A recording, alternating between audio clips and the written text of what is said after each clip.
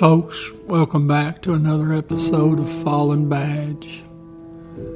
Today's episode we're going to look into the murder of Trooper Nikky Green, Oklahoma State Trooper.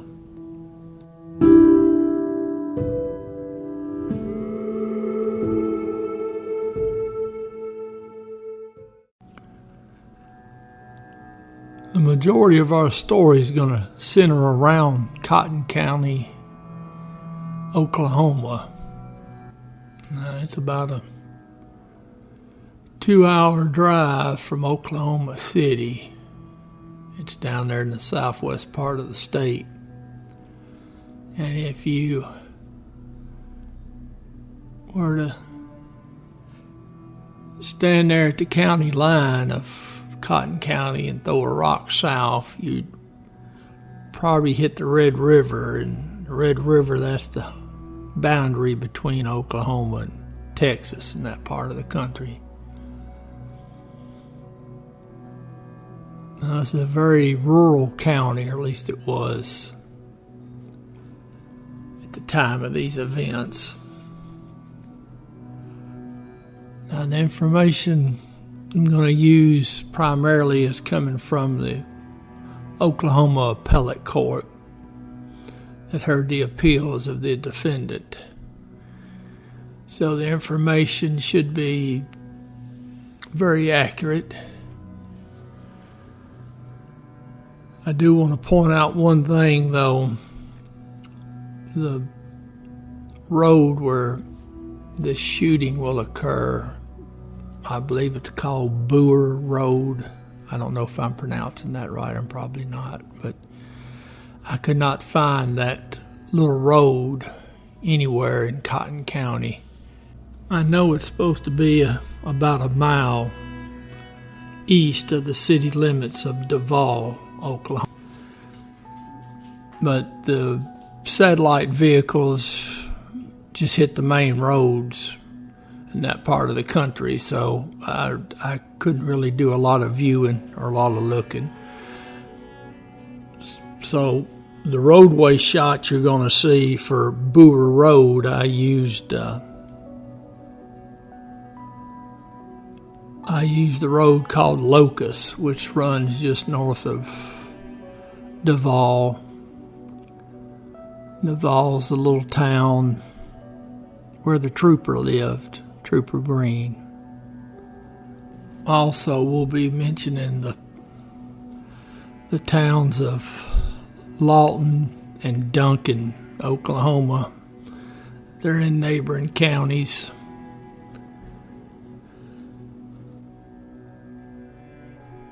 It's Christmas Day, 2003. And the fellow we're going to be talking about a good deal, he lives up in a trailer in Lawton, Oklahoma. And he lives up there with 3 meth heads. Now, he's living with 3 meth heads because he's a meth head. Now, I'm not going to get into much about him other than that he used to be something and then he wasn't anymore. And it all came down to meth in the end. Well, now he decides he's going to go out and cook some meth so they can make a little money.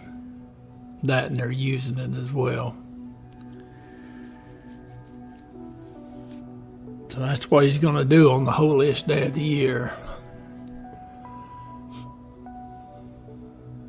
Now, the fellow supposed to go with him, he wasn't feeling good, so he stayed at the trailer. Which that happens a lot with meth heads. They don't feel good. In fact, they usually don't look good either. I seen one in North Memphis. He'd blown himself up and caught himself on fire in his house making meth. That was awful nasty. But anyways, that was what he decided to do. So he gets in the GO prison that belongs to his buddy. He's got his little chemicals and whatnot. So he heads south and west away from Lawton. And he's going to end up down on Boer Road there, about a mile, near as I can figure, about a mile east of Duval. Now, I read something that said it was a mile north of Duval.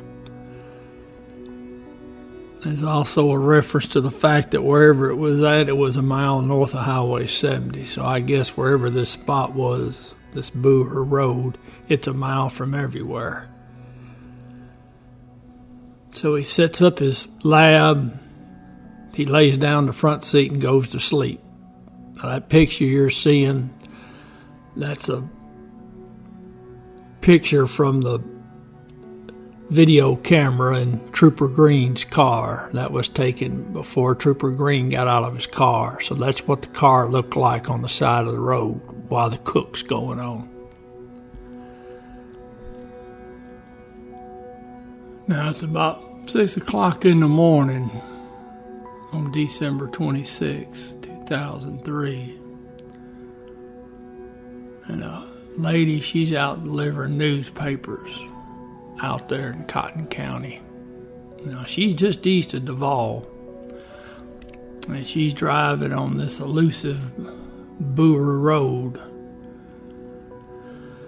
Well, she comes across a white car that's parked on the side of the dirt road. She kind of looks in as she's driving by, and there's a male white, and he's laying down in the front seat. And his feet are hanging out of the car. Now she's thinking this fella might be dead. So she drives over to the house of Trooper Green. Now he's at home, he's asleep. He's not due to go to work till 9 o'clock in the morning. But anyway, she knocks on the door, wakes him up. She tells him what's going on. He listens to her story and he says he'll take care of it. Now, 6:28 a.m., Trooper Green, he calls the Oklahoma Highway Patrol Dispatch located there in Lawton, Oklahoma. Tells them what this lady's seen out delivering papers. But now they tell him that the trooper that's covering Cotton County is not available. So Trooper Green, he says, well, don't worry about it. I'll take care of it. I'll just start early.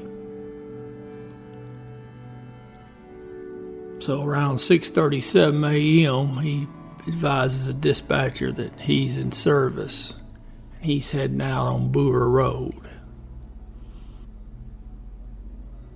Now, when he gets there, he tells the dispatcher he sees a white four-door vehicle. Now, he tries to give the tag number, but dispatcher couldn't understand it due to radio interference.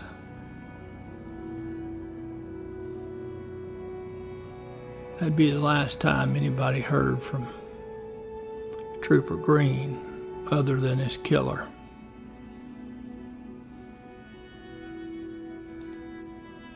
What happened's going to come from visual from the dash camera, Trooper Green's car, but most of the rest of it's just from the physical evidence on the scene and statements made by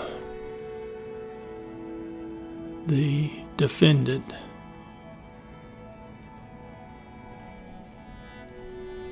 Now we know Trooper Green, he gets there. He walks up to the car and he starts shaking Malone, trying to wake him up because he's out of it.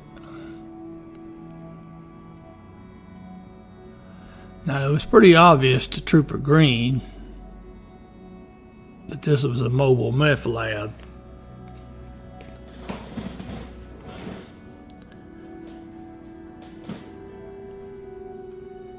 So Trooper Green's pretty well knows he's going to have to lock this fella up.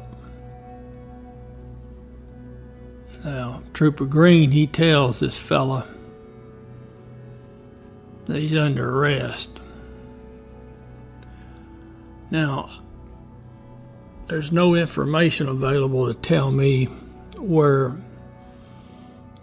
the arrest or the attempted arrest occurred at. I take it that it occurred either in front of the squad car, which is what a lot of departments used to teach. They tell you to do everything in front of the camera, in front of the car.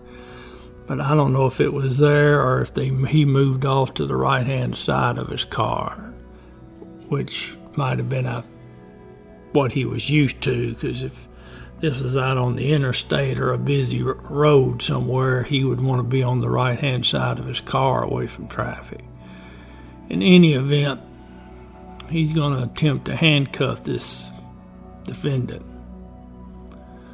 Now, Trooper Green's a pretty big fella from what I understand, but now so is this other fella. And this other fella, he's also wired up on meth, so he's King Kong made over. Now, Trooper Green didn't know it, but now this fella was already out on bond for pretty well doing the same thing he's getting caught for here. So he knows that it's going to go bad on him when he gets to the jail. So Trooper Green gets a handcuff on the defendant's right wrist. And that's when Malone, that's the fella's name, he gets to fight. Now, they're fighting to the right of the squad car, so none of this is on camera. And there's a ditch there, so they're fighting there in the grass and the dirt, and they fall into a fence. It's got barbed wire there on the side of the road, and they fall through that. Now, this defendant, he had a pistol that he had brought with him because he had borrowed it from somebody, and he said he needed it in case the police stopped him. Now, that pretty well tells you right there what kind of fellow this is and what he's decided he's going to do with law enforcement. So during the fight, pistol, it falls out of his waist and he doesn't get a chance to use it. Now, evidently Trooper Green's pistol is out of the holster and it's on the ground. Trooper Green has done pulled his baton and he's trying to wear out the defendant. Well, of course, that you got somebody hyped up on meth and he ain't feeling none of that. So both of them's got cuts and scrapes and bruises. Now, even though the video part of the camera is not picking up anything, the recorder is. Because at some time during the fight, the recorder is switched on. Now, Trooper Green's got one that he can turn on that's attached to his uniform, so it must have got kicked on during the fight. So you can hear the grunting and the fighting. And it picks up about 6-7 minutes of what went on. Now finally the defendant, he gets the upper hand and he gets Green's pistol, Trooper Green's pistol. So he tells Green just to lay there, not move. You can hear on the recording, he tells the defendant, he goes, "Look, I just came here to help you." And then he tells him, he says, "Look, if you want to run, go ahead, you can leave."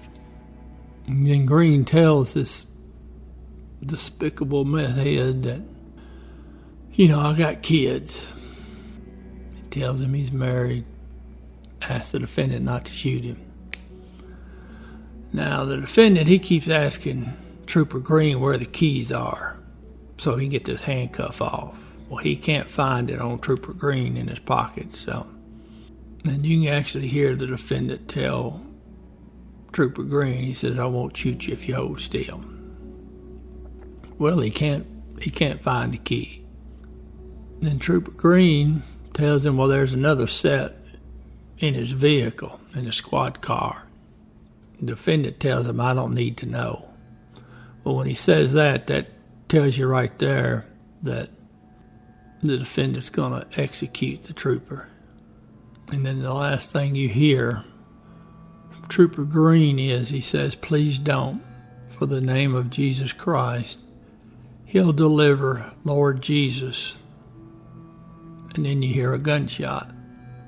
And then there's 11 seconds of silence. And then there's a second gunshot. Now, just after the second shot, the defendant, he pops up on the video walking in front of Trooper Green's car and behind his car with the open trunk. Now, the defendant, he cleans up his meth lab best he can. Of course, he's got stuff falling all over the place, all over the road. Gets everything in the trunk, closes it, kicks some other stuff off the road, lowers the hood. Now, he's still got Trooper Green's pistol. Now, of course, he's got to keep the pistol because that's his trophy. Well, then he can't get the car started. It takes a while. But at 6:55 a.m., the defendant, he leaves the scene.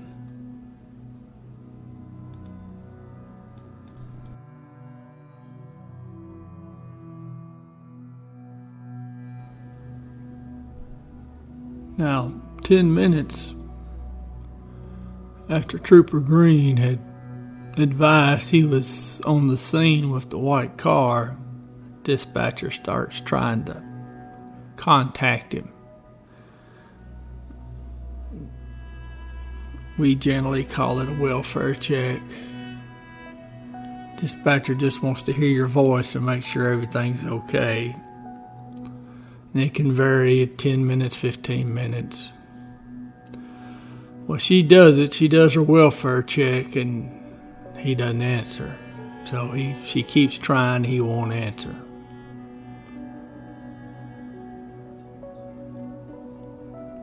Then they send him a page. He doesn't answer that. Well, then they start calling around, trying to find units to get down there to see what's going on, because now they're getting a bad feeling. So, of course, they send any Oklahoma troopers they got in the area. But you got to remember now, troopers are spread out pretty thin. But anyways, they started that way, and they obviously call the Cotton County Sheriff's Department and tell them. Now, the first officer on the scene is a deputy from Cotton County. Deputy Thompson gets there at 7:15 a.m.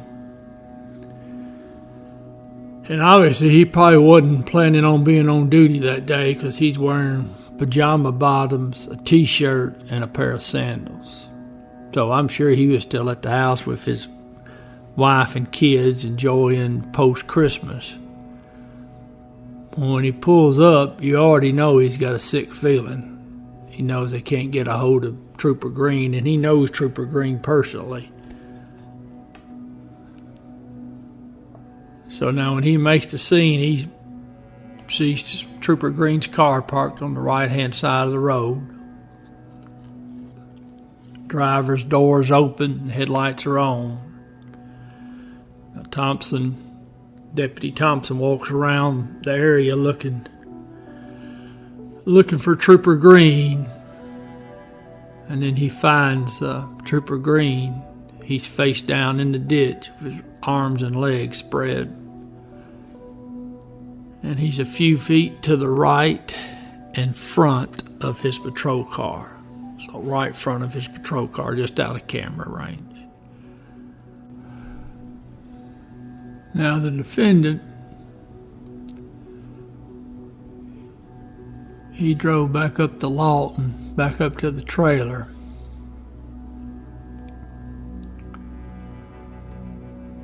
And when he shows up there, he's got a handcuff still attached to his right wrist.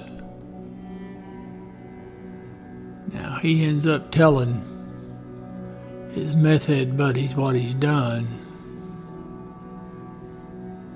Now, he told them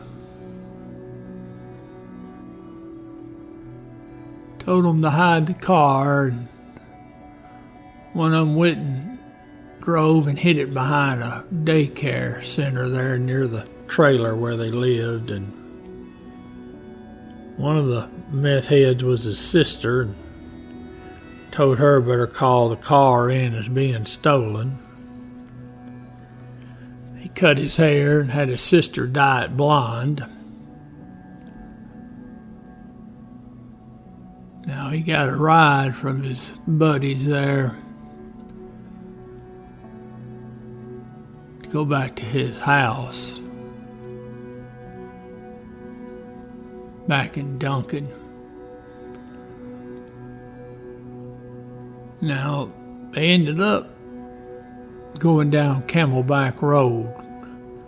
Now, Camelback Road dead ends there on 9 Mile Road, southeast of Lawton. So I don't know if they got on Camelback Road there or not. But anyways, between there and Duncan, somewhere along that way, they stopped at a patch of woods, and he got rid of his clothes, and it was in a white garbage bag. He got to his house, and he had a handcuff key, and he got his handcuff off. Now the police, they take some of that footage from the dash camera, Trooper Green's car, and they give it to the media. And the media's playing it, and it's the part showing where the defendant's in front of the camera. And so it don't take long. A former co-worker of his sees him on the TV. She tells her husband, or her husband's a city of Duncan policeman. Well, eventually the police, they get a hold of his meth head buddies, and they all tell the truth, and they bring him into the station, and he confesses, and he goes to trial. Now they have the trial there in they have to move it from Cotton County because that's where Trooper Green was from, was where he was living. So they move it to Comanche County. Well, the jury up there in Comanche County isn't very sympathetic to a meth head and a murderer. So he's found guilty of murder, and he's sentenced to death. Now, it went through the appeals court. Now, they upheld the conviction, but they sent it back down and told the lower court that they needed to re-sentence the defendant. So they did so, and the defendant elected to have the judge go through it with him instead of a jury. So the judge still found him guilty and re-sentenced him to death. As late as 2009, Supreme Court heard the case, or they wouldn't even hear the case. They passed on it, which is the same as saying he's guilty and we're not going to look at this case. He sits on death row, and I'm sure he'll sit there forever until he dies of natural causes, which is a shame, because he certainly deserves to be executed.